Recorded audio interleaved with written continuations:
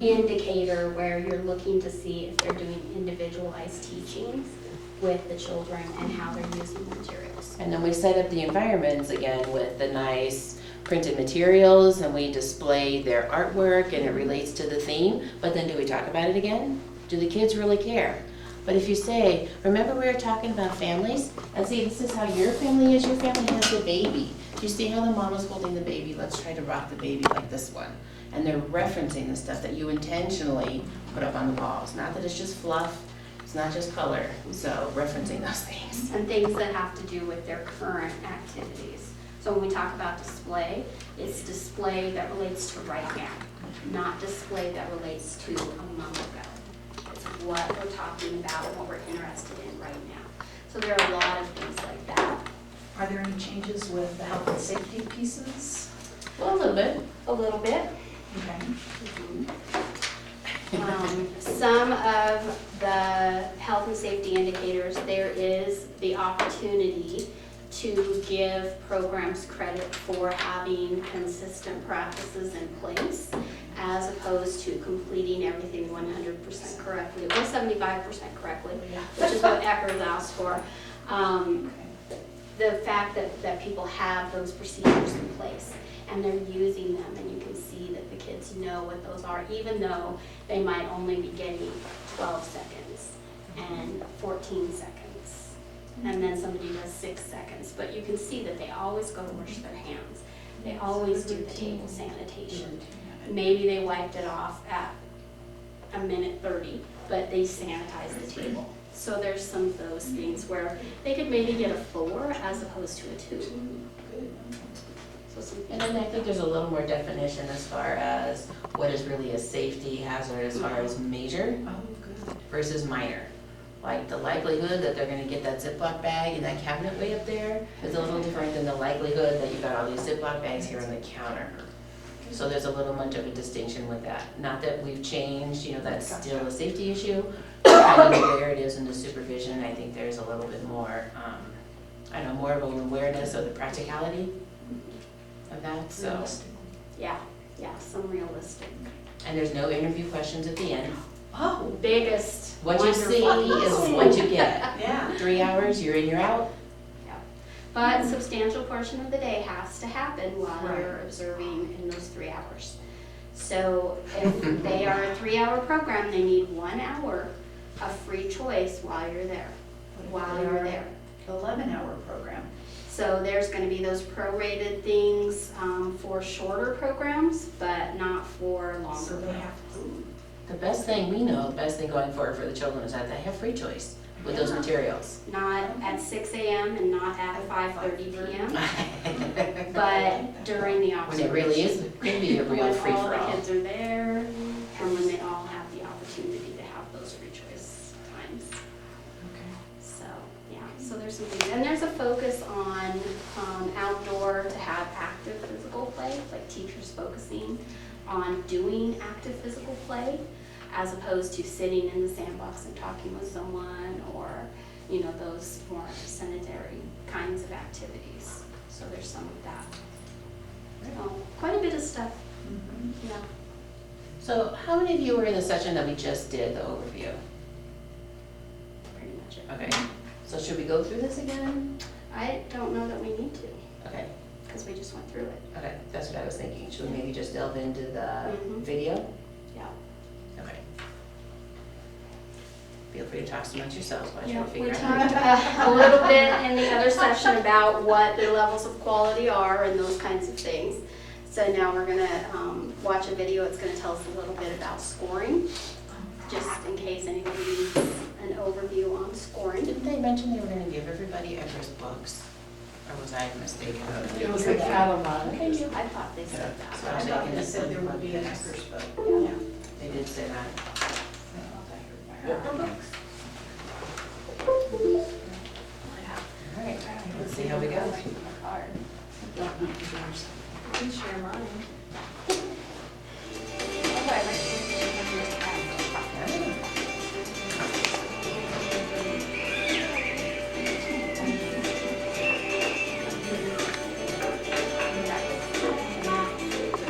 The quality quality of early childhood programs is important because it affects the physical, emotional, and intellectual well-being of children.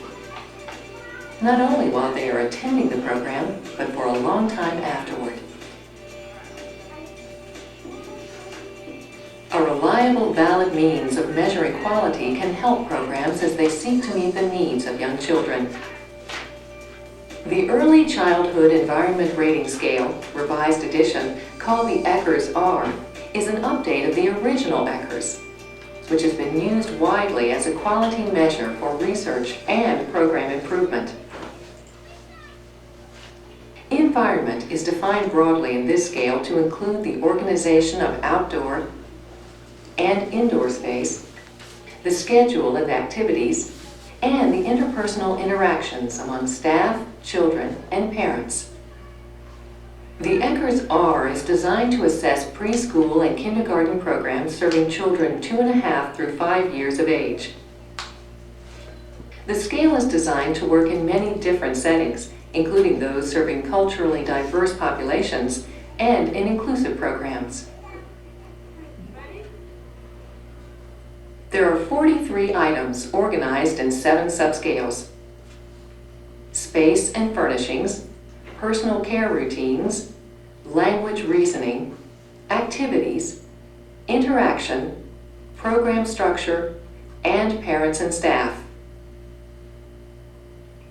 Each item is a 7-point scale with indicators for 1, inadequate or poor care, 3, minimal or custodial care, 5, good or basic developmental care, and 7, excellent or enhanced developmental care. The items also contain notes for clarification and, in some cases, questions to get information to score indicators that may not be easily observed. Let's take a closer look at an item. For example, number 4, room arrangement for play. For each level of quality, there are several indicators showing what to look for. Each indicator is numbered. These numbers correspond to the score sheet, where you will mark each indicator as yes, no, or not applicable. Some indicators, such as 1.1 on this item, need additional information, which you'll find in the notes for clarification. Some indicators, such as 3.3, have examples to illustrate what you might see in the environment to score the indicator. Other examples that meet the requirement of the indicator are also acceptable. If an indicator may be scored as NA, this will be noted, as you see here on indicator 3.4.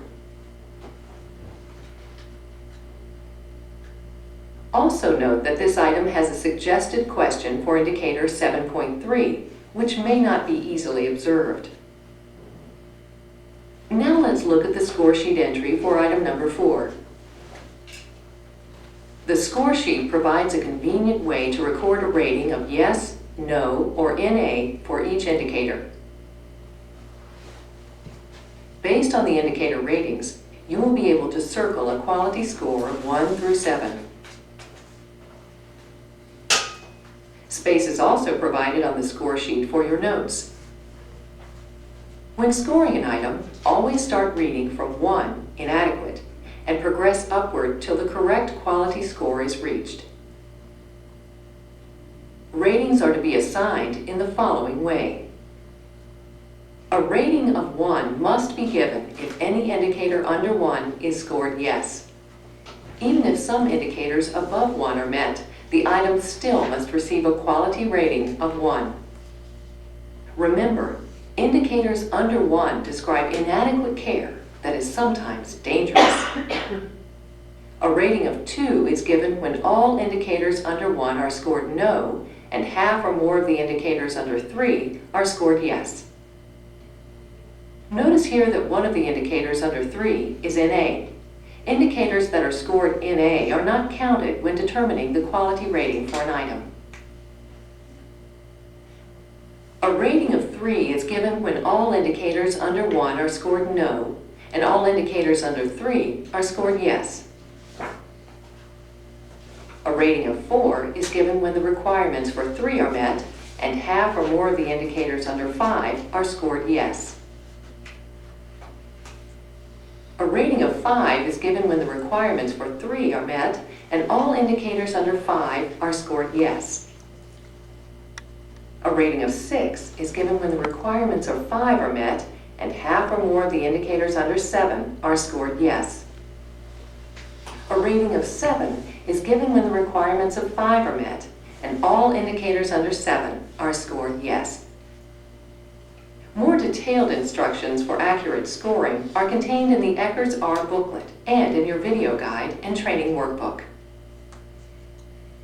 Before proceeding with the video observations, stop this videotape and complete part 1 of your video guide and All right. Just a general overview of scoring. So how many of you have the ECERS book, are familiar with the ECERS book? Most everybody? Okay. That's what we were thinking. We were trying to figure out, so I'm kind of trapped here. Can I give you these? Yeah, absolutely. So what we thought we would go over today is, we refer to them as the hints for the ECERS tool.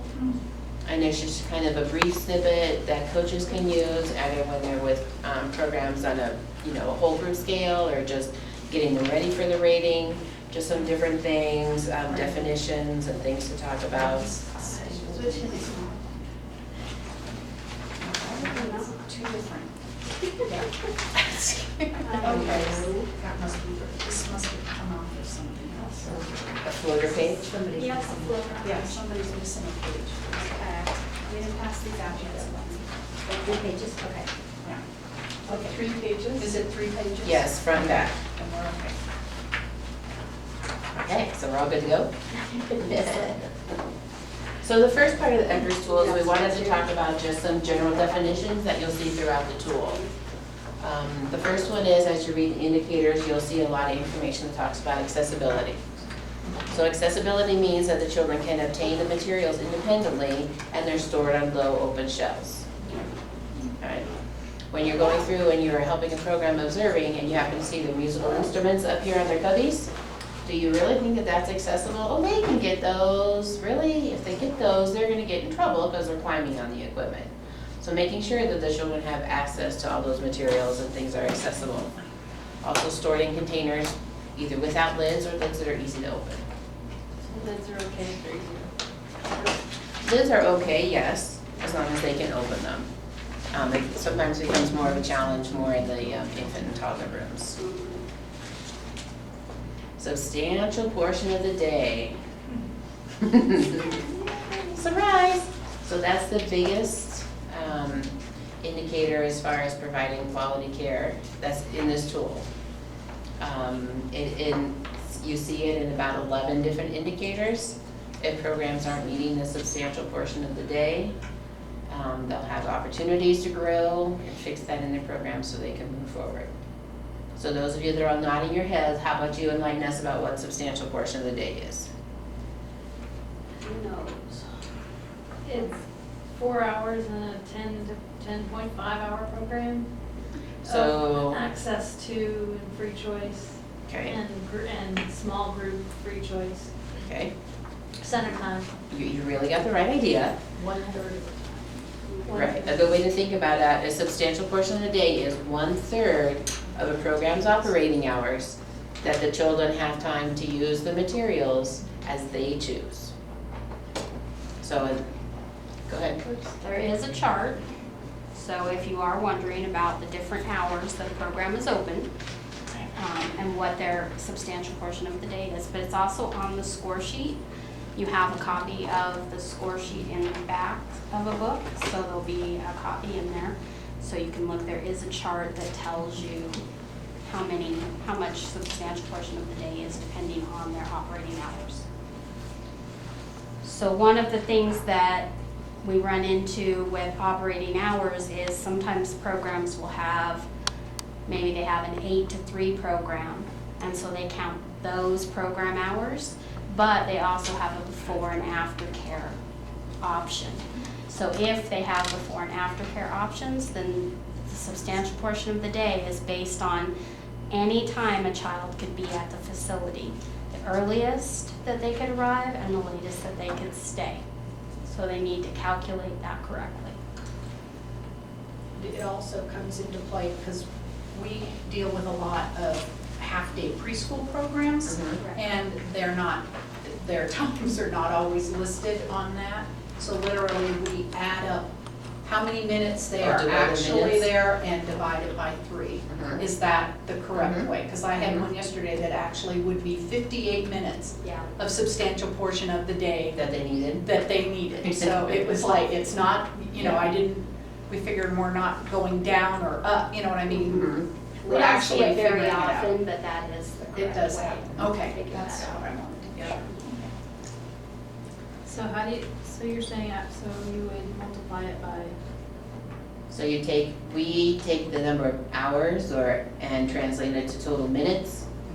Right, I was on a program the other day and it came out to 440 minutes, and they took that divided by 3 to get your 1/3 of the day, and that was how many minutes the children needed access to the materials to use as they choose.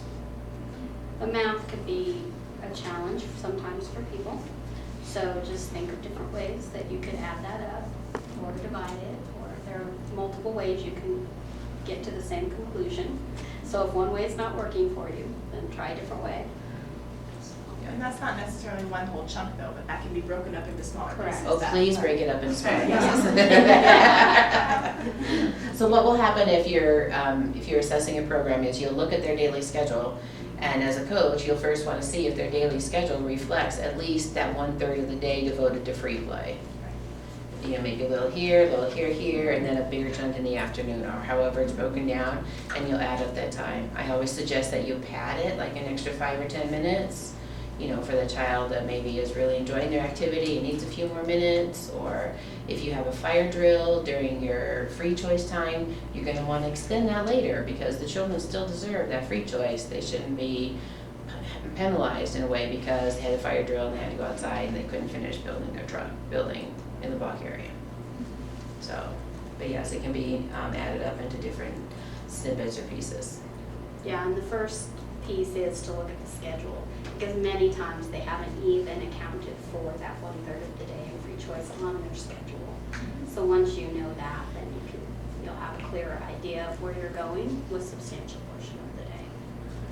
But when we're doing an observation, we're gonna look at what's on the schedule, but we're also going to take into account what we see during the observation.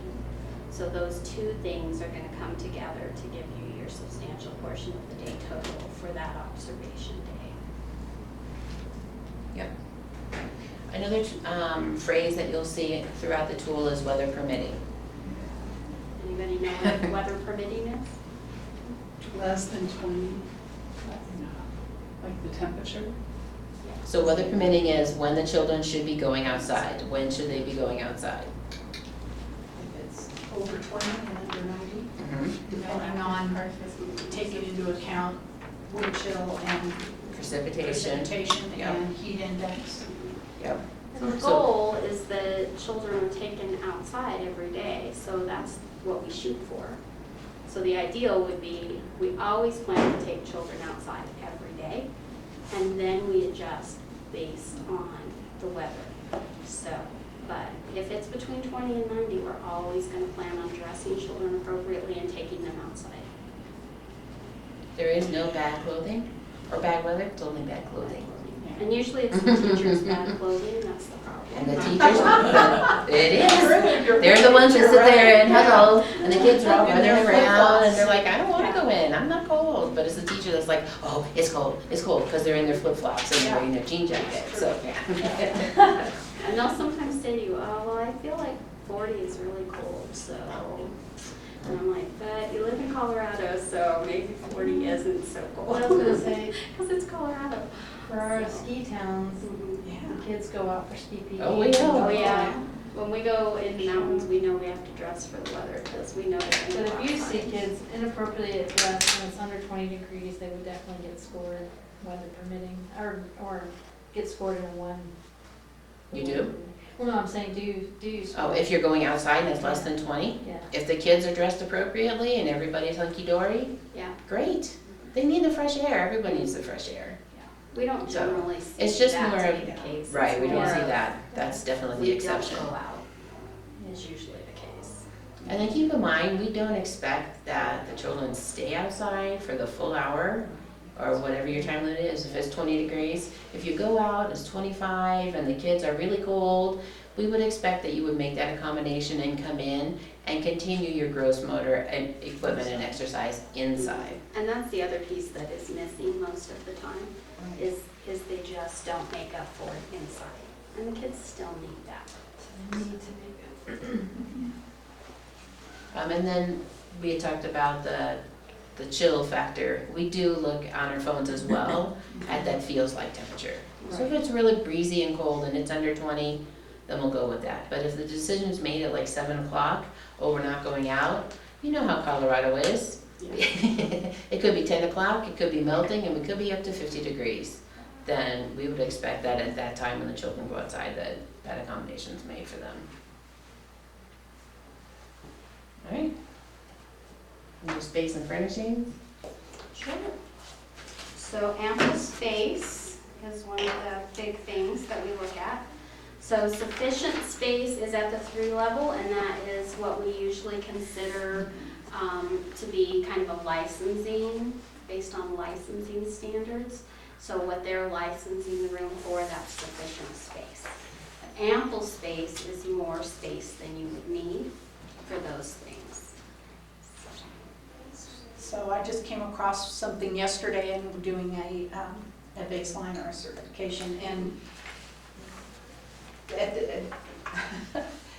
it was in a school district site that has special needs children that are in that classroom, and at one point there were 14 children and 7 adults. And that's where I was yesterday. Yes, and so looking at that, if it had just been, at one point of the day when there were only 3 teachers in there and 14 children, there was ample room. Mm-hmm.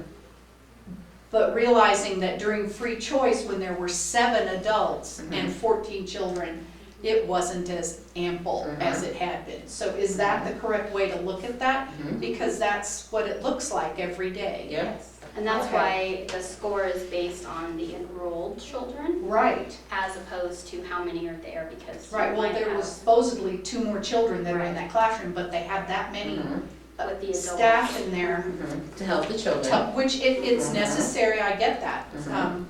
And it was an actually wonderful, everything going on was great, but that Yeah, but piece when the of it- staff's like this, excuse me, Well, excuse and me, you're like, yeah, having sorry, to go like that, and I couldn't find anywhere to stand, and I wasn't in the that's when way. that's when it figures in your Yeah. head, this isn't Okay. ample if I can't even find a place to go to be out of the way. Because Okay. it's more than enough. Right, okay. And we want to always keep in mind with all of these things that they usually are just 1 or 2 indicators that we're Right. talking about. Right. And so it's really, the goal isn't to meet all of the indicators, it's to look at each indicator and say, what's best for children in this particular situation? And then our score, based on that, for yesterday would be a 4 as opposed to maybe a 7. Right. But there may be other wonderful things happening where our scores are going to be higher in those areas. So Gotcha. it really is about each child's experience and what we're doing for children as opposed to meeting each one of these indicators at the highest level. It's not always something we can do, and that really shouldn't be the driving force.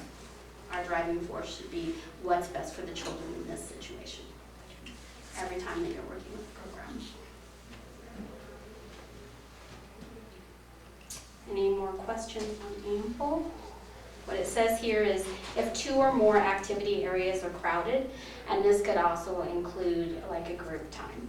So you might have a block center that's very crowded, or a dramatic play area, or sometimes it's the routine areas wherever they're having their meal or things like that may be really crowded.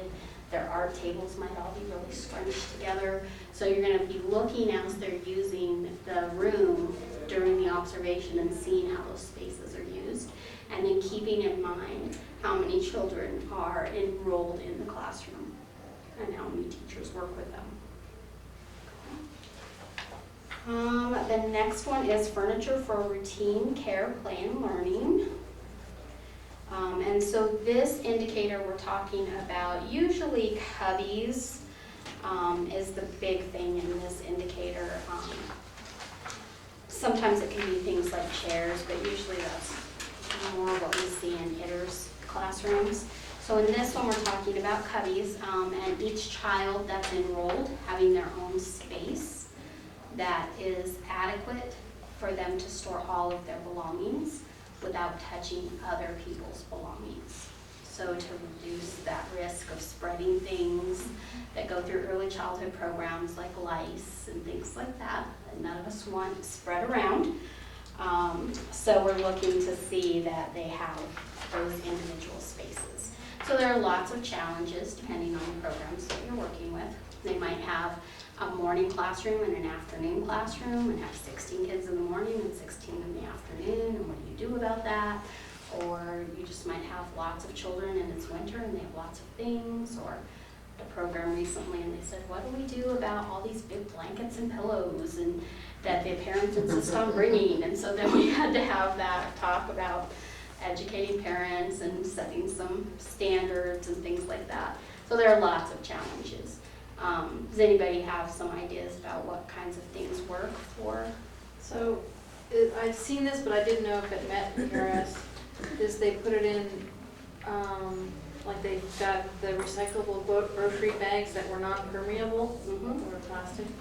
And then they shoved their ski gear in there and then hung it on the hook, because it was bulging out. Does that count, even though the top is open and they could be flopped out of the bag? And As long as the majority of the materials are not touching. So you'll see in the indicator that it's going to say 75%. So we're looking for general separation. If 75% or more of the items are touching, then they would have an opportunity to change their practice, do something different. So yes, those bags that are non-porous are a perfect example of a way that you can meet that indicator. And if the stuff is hanging out of the little cubby, but not really touching anything, but it looks crowded, it looks unorganized, but they do have their own cubby, do they get rated down for that? They just need to have enough space for all of their belongings without touching other people's stuff. So in general, if they're not, If I think it the looks indicator- messy, it just can't touch. yeah, it doesn't say anything about how neat it is. Okay, Yeah, yeah. yeah. I mean, I've been to the mountain towns, so I know what you're talking about. Yeah. Yeah, it's Yeah, a we lot have no of, space. lot of it. Yeah, they have all their snowsuits and their snow boots and their hats and their gloves and then their extra clothing and then their blankets and their sheets. And shoes cannot touch, meaning that if they have them all lined up on the I floor. haven't heard think that that. we ever, Yeah. yeah. It's mostly just the washable kind of clothing stuff Okay, that we wanna see in those non-porous bags. right.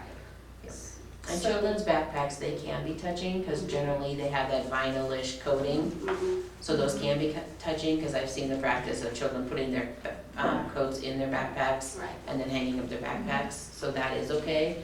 Again, as long as there is that attention to detail, that things are in there and there's not like sleeves hanging out touching each other, so. Can they use the plastic backpacks? You know what I'm talking about?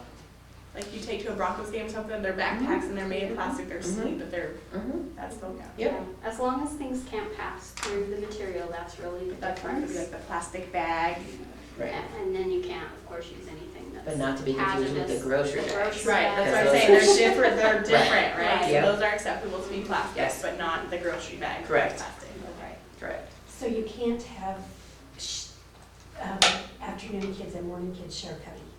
You could, I've seen it happen in programs where they had bags for all the morning kids and then they fold those bags up and then they get all the bags out for the afternoon kids. Okay. And so that's one then- way you can- The problem, where it's problematic is if kids are leaving things, so morning kids are leaving things and then afternoon kids are sharing those cubbies, that would be the issue. But when you do the bags, it works really well. Okay. So even though it says here, literally, each child enrolled must have an individual cubby, But it could while be an they're individual there, bag. while they're there, They have to have, their- because I have sites where it's a cubby, like a standing one, like where you could hang coats, and there's a hook on this side and a hook on this side. 2 children share that, but they're in a bag. Each bag is hanging on a different hook. It's the same cubby, Right, but their Each bags of are their separate, bags is so roomy that enough can, to keep all of their okay, things so in. that's. it would just that cause a works out. problem if then you had a third child that had to share No, that. they just two, Mhm. that's it, Right. okay. Yep, because So it's the bag- it's designated 2 kids, 2 spaces. Just 2 bags, Mhm. so there's that, okay. Mhm. So the literal cubby by themselves really has more to do with space Right. that is for their things Exactly. without touching. Gotcha. Exactly. Okay. You just re-explained that very well. Yes. Sorry. No, perfect. It's Wanna good. make sure. No, Mhm. this is one that trips Yeah, everybody oh, up, it and there's does. so many different situations. So we do need to know, so. Yep. But not touching the floor, is that right? So they can't put the bag on, the permeable bag on the floor, like line them up in the hallway or whatever. I don't have anything about that. But that isn't really an individual cubby. No, An it individual wouldn't be space, you individual. put your thing on the floor. Because there was like an after-school program, she had all the Oh, that's a whole nother animal. Right. Yeah. After school